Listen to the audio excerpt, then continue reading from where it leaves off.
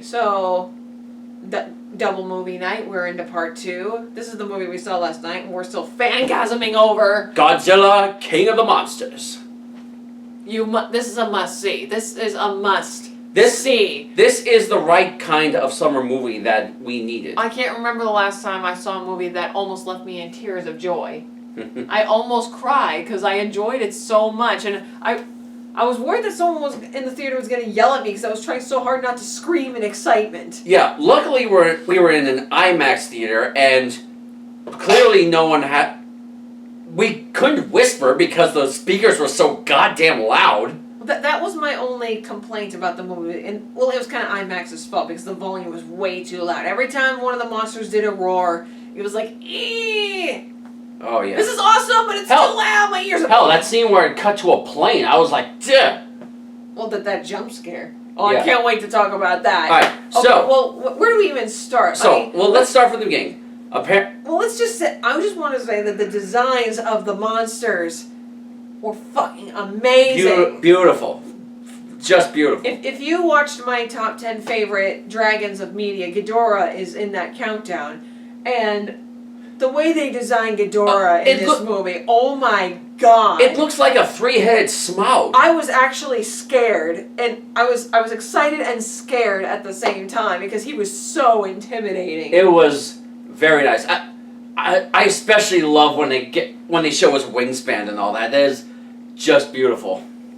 Oh my god. I also like how animalistic it made it with when it was like arguing with its other heads. Yes. That was good. Oh that was good. My god.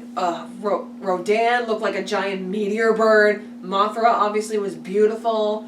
I forgot the name of the other 2 monsters. They didn't really have names. Well, they didn't. Well, those ones that showed up randomly, right? Yeah, but are they monsters from past movies? Because I don't remember. Okay. It's been a while. We did watch some of the Godzilla movies as kids, but I don't remember a lot of the monsters. Well, we'll get to them as we continue. So, anyways, the movie starts with another family who dealt with the Godzilla attack, from the previously bad Godzilla movie. Yeah, who lost their son in that whole thing. So, cut like 5 years later or whatever. It's the mother and the girl. They're in the China Amazons, which I didn't even know China had Aztec temples or something like that. With the egg of Mothra, which happens to hatch, and the mother has this like echo thing it's an echo box that helps communicate with the monsters. Yeah, it lets them know who's friend or foe or something like that. But then, when they actually get in touch with Mothra, some eco-terrorists come and screw things over. I need to look it up. The name of the company was like Modder or something? Monarch. Oh, well, no, that wasn't the people who attacked. That was... You sure? Yes, I'm sure. That was different. That was an eco-terrorist. No. So, they attack, take the girl and the orca, but they didn't try to take Mothra, right? Mothra just ran away into a waterfall, right? Yeah, pretty much. She was cocooning herself. And, let's see. But they kidnapped her. The father, who is divorced, is off somewhere else doing his own thing. And the Monarch... Monarch is a group that... It's a group that wants to keep these monsters alive because supposedly it's for the ecosystem. Like, there's a debate between them and the military as to whether or not to keep them or exterminate them. That's right. So, yeah. And so they go to the dad, who was separate from them, like taking pictures of wolves, I guess. And they need his help to find out where the echo is, or how to track them. And somehow they find out... Oh, no. First they get in touch with Godzilla. They go, like, into some underground aqua base. There's an underwater facility where they've been keeping track of Godzilla's whereabouts, but keeping it secret for not to cause a panic. This led to one of the best scenes, in my opinion. So this is where you. Well, I mean, you first see Godzilla in the very beginning in that flashback, Yes. but this is like the real introduction of Godzilla. It's kind of like it's kind of like that scene from The Meg, if you haven't seen it yet. The scene where they're underwater. There's these huge windows, and through the radars they sense he's coming. But I forgot what's the man's name. Give me a second. The father says. The father tells them to show that we're not a threat, so they lower the guns. Lower the shields. And no, they lower the guns, and then they raise the shield, and there he is. He's giving. Sorry, go ahead. I'm sorry. No, he's off in the distance, well, semi-distance, giving off like pulses on his back. His back plates glow; they light up like an LED. All you see is a silhouette of him with his glowing eyes and his glowing back. It's beautiful. It's like they're having a staring contest with this thing. He's just like, he's coursing, facing them with the pulsing lights. It's like there's like a Five Nights at Freddy's thing going on here. It was so intimidating but so gorgeous at the same time. And then of course he lowers the lights. They all think it's done, and then jump scare, he swims by. I knew they were going to do that. I just knew it. I knew it too. It's like, okay, everything's cool, but then he like a sudden burst of music as he swims by. Jump scare. Yeah. So. Oh my god, it was amazing. So they use Godzilla to find out where the Echo is, because the eco-terrorists are going to use that to try and control or release Ghidorah. They want to release Ghidorah. They're in Antarctica because supposedly he's frozen in that Iceland, and that silhouette. Oh, there's a bug in here. Sorry, we got distracted by a bug. It's a big bug. Mothra? Mothra, is that you? Okay, it's good. Sorry, we got distracted. Okay. So yeah, they brought the Emma is the scientist's name, and the daughter's name is Madison. They take him to Antarctica to use the Echo and their equipment to bring back Ghidorah. Mm-hmm. And this is where the shit really hits the fan in an exciting way. Oh yeah. So there's a face-off between Monarch and the eco-terrorists, and then long story short, Ghidorah, they break the ice, Ghidorah gets released, and it's the mother who presses the button for the detonator. So maybe she was a hostage, maybe she was in on it all along, who knows? But that entrance that Ghidorah makes as he's merging from the ice, oh my god, his design was amazing. Beautiful. Truly faithful. I just could not stop getting so... She was gushing the whole time. I was trying not to scream because there were strangers around us. Like, oh my god, he just looked so intimidatingly beautiful. I think if you screamed, no one would even hear you with all the noise going on there. But yeah. This is where we get the first face-off with Ghidorah and Godzilla, which finally some monster fights, because in the last Godzilla movie there were hardly any. Mm-hmm. It's funny. Or at least ones that we didn't completely cut away to. Oh, okay. My one complaint: the fights were good, but they didn't exactly show a full monster scene, like in its entirety. Like they just kept cutting back to the people. But at least they showed some in this one. Whereas the previous one, every time Godzilla got into a fight scene with a monster, they cut to the people. We didn't see it at all. Right. I just want to say I want to see a full monster fight, not cutting to the people. That's all I'm saying. But it's funny. It's funny how there are some critics out there who are complaining, saying, I spent this money just to watch monsters fight for 2.5 hours, and I was like, yes, that's the point. That's the point of the franchise. That's what I want to see. I was laughing when they mentioned that. Yeah. It's like, wait, are you saying that there's monster fights throughout the entire movie? I'm going to see this! Because that was the whole point of the franchise. Monsters whooping ass at each other. But yeah, the fight between Godzilla and Ghidorah was awesome. All the people tried to escape. I think one of them got eaten by Ghidorah. Random, too. That was just random. Well, someone had to die in the process, I guess. Well, Ghidorah's been sleeping for thousands of years. I'm sure he's hungry.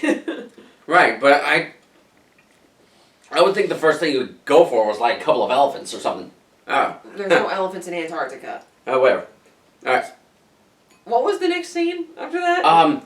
No, they fight, and Godzilla's losing, and they use the echo to distract, it's the orca. You know what? While the people were escaping, the dad got knocked out, so that we didn't really see the fight end.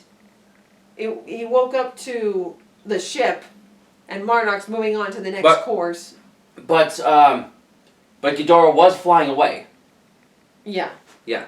So I think the fight ended in a draw. They didn't show that part, but the next thing you know, they're on their way to, I believe it was Mexico. Yes, something like that. Where it was there was another spot where another titan. They called them titans, by the way. Yes. All the giant monsters they were referred to as titans.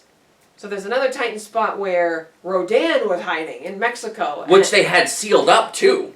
It was like a huge, what am I thinking? A bank safe or something like that. But of course, it doesn't hold them. So it's a race to this place because one group wants to release the monsters and the other wants to stop them and just leave it as it is because people could die. There's literally a city right next to it. Oh yeah, and we find out that the mother hired the eco-terrorists the whole time to, in order to restore balance to the world and all that. She wanted to release the monsters one by one. She was like the ultimate hippie, this world is overpopulating, we are destroying this world ourselves. Oh. We need these titans to balance the world. So basically it's Battle Royale. Oh, another thing. When she was on the screen and telling the people that, when did she have time to set up that presentation? Yeah, when she was explaining this stuff, there were screenshots of all these things going on in the world. It's like, wait a minute, when did you have time to pull this together? You were saying that. She even had that picture of the progression of the world after the Titans attack. When did she have time to make that shit? I don't know, but she thinks she's doing the right thing by releasing these Titans and murdering innocent people to balance the world. So, the city in Mexico tries to evacuate, but Rodan's already released. He looks awesome. Yes, he's a giant lava bird. He's like a beautiful phoenix, death phoenix. Yeah, I especially love how the whole city is wrecked under the ash of his wings. Yeah, all he did was fly over the city, and it was like this huge gust of wind. I felt bad for the people, yet I couldn't help but laugh watching them fly away. It was pretty scary and funny at the same time, and it was that's a monster scene. Yeah, and then we find out that Ghidorah's on the way, who apparently has the power to travel by hurricanes. Yeah, apparently his flying and wingspan causes hurricanes. So Rodan chases like a plane for some reason. So some of the planes were carrying the people who were evacuating. They were trying to get to the main plane, and Rodan's chasing them, and he's trying to get them close to Ghidorah so that they could fight it off, and hopefully they can give him time to escape. Mm-hmm. And then they get into the storm cloud, and there is Ghidorah in his beautiful silhouette right there. Oh. And then there's a fight off with those two. And of course, a lot of spinning and flying and bird fight. Bird fight. That was awesome. The thing that really got me was I guess Rodan lost somewhere on there. Yeah. Next thing you know, Ghidorah is flying towards the plane that has all the people in it. His head is his heads are like inches close to the plane, and then all of a sudden you see Godzilla snatch him and pull him in the water. Yeah, he's like, nope! And they fight underwater, and before you know it, Godzilla ripped off one of the heads. He literally just chewed off one of the heads. It's amazing. I'm surprised they didn't add more blood and guts to that, make it more gory. Yeah. But the CGI on all this shit, man, I just can't imagine. Right. And then we find out the government just launched a bomb to them. A missile that supposedly sucks out all the oxygen in the area. Oxygen destroyer bomb, which was actually from the first Godzilla movie, how they killed him before. So they launch it, it blows up, it killed everything. Except for the monsters. Yeah. Okay. Like, Godzilla just disappeared, but Ghidorah, it didn't phase him. Okay. It didn't phase him at all. Okay, now I need a moment to rant about this. Go ahead. What is wrong with you, government? You, not only did your super advanced secret high-tech weapon not kill the intended monster, it knocked out the only monster who had the strength to take the other guy out. And that's not even the worst part. Your bomb has royally fucked up the ecosystem. Hundreds of millions of fish just died in that ocean. Probably thousands of species went extinct, and you probably took out a third of the. You probably took out one of the world's most vital food sources. And you put a lot of seafood restaurants out of business. Right. It's so fucking stupid! Oh, it's an ocean. There's plenty of fish. There are plenty of other fish in the sea. Like 50% left! They breed fast. Relax. Not when they're extinct!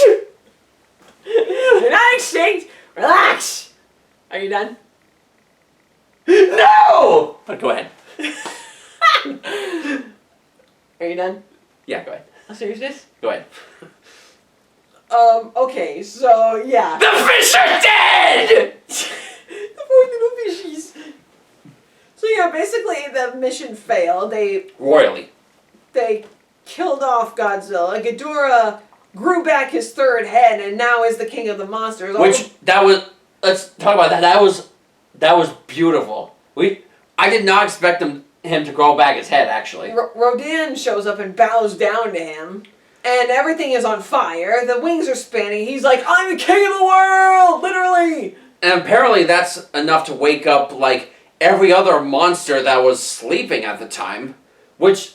All the titans that were buried and sleeping and in hibernation that heard Ghidorah's call and woke the hell up, and now everything is in chaos. Now, I thought that those monsters waking up would have been at the end of the movie, like to build up to the next movie or something like that. But they had a different build up to the next one. They did right in the middle. I'm impressed. There's All right, for the monsters that popped out, there was time? I'm just taking the time. Okay.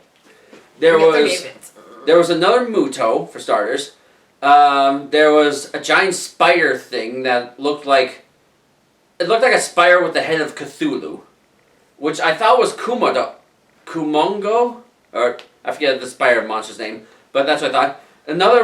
Another monster I didn't get a good look at, which I thought was Anguirus, but no. And that giant mammoth with a skull. It looked like it hadn't eaten in 1,000 years. It was a gorilla mammoth with it actually had hands and everything. We're too. not kaiju experts, sorry. So if we forget these names, feel free to leave in the comments below. I would have recognized the monsters if I saw them. This one I've never seen. I thought it was supposed to be like King Kong with like an elephant skull on his head or something. But anyways. But yeah, the world is in chaos, and Monarch and the military have a meeting as to what they've done, and Monarch is pretty much explaining why they fucked up, and the military's like, oops. Yeah. Like, oh, are you saying we just destroyed the one thing that could have saved us all? Oopsie! They never take responsibility for this shit! So the Emma, the scientist, realizes that things are going out of control, and maybe this wasn't such a good idea after all. Just a little. While she's arguing with the guy who was keeping them hostage the whole time, the daughter at some point decides to sneak out with the orca. And oh, by the way, the climax takes place in Boston, at Fenway Park. Yeah, but first they have to find a way to help Godzilla. So they get as many nukes as they can. Oh, actually, no. Mothra.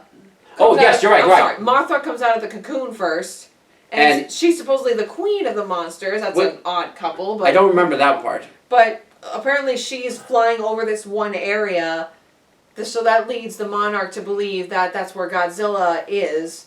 So they dive down there, and there's this whole village with a shrine for Godzilla, and all these hieroglyphics showing that the Titans were here long before people were, and that they were worshipped as gods. Oh, there was a close-up of a statue that got you. Yeah, there was a jump scare. Like the screen, they're looking through the screens, and all of a sudden there's a light and a statue going in your face, like, and yeah, I jumped on that. But they do find Godzilla. He's regenerating and hibernating. Yeah, but if he was to regenerate at his current rate, it would take years.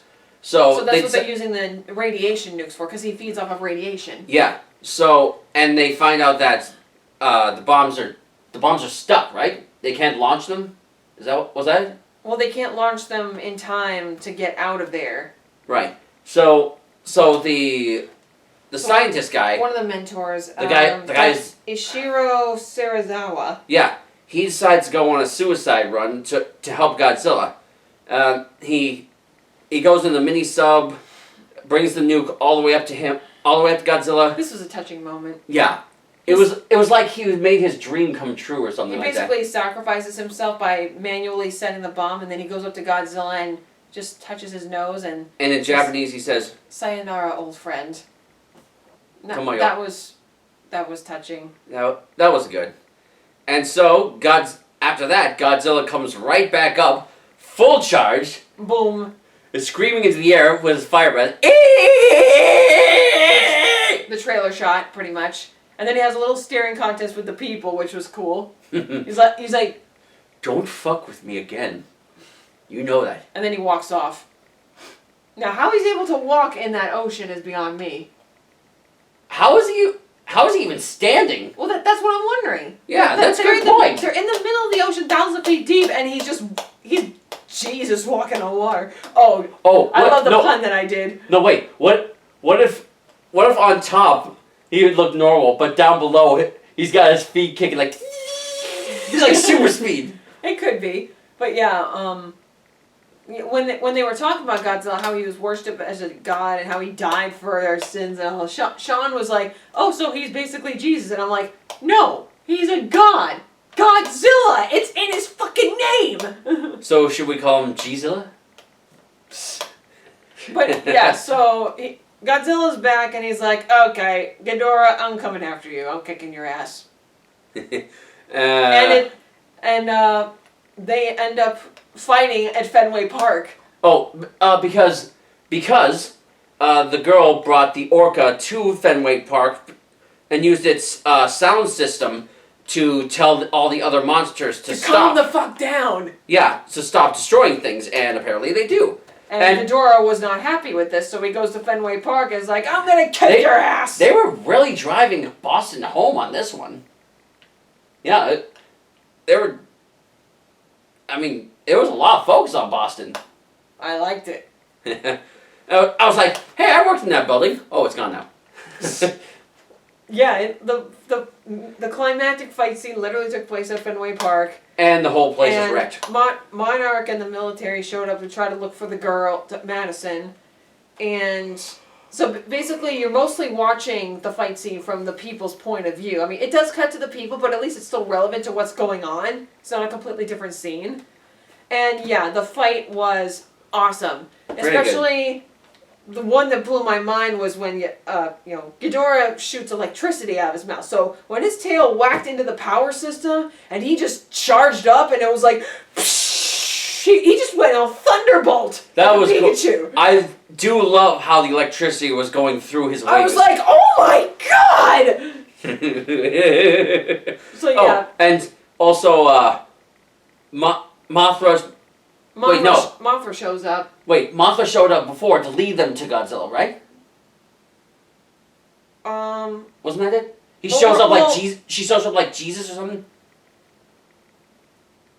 That was before they found Godzilla, yes. But I'm trying to remember. Rodan showed up in the battle too, but who showed up first? Because Rodan and Mothra showed up. I'm pretty sure the battery's running out.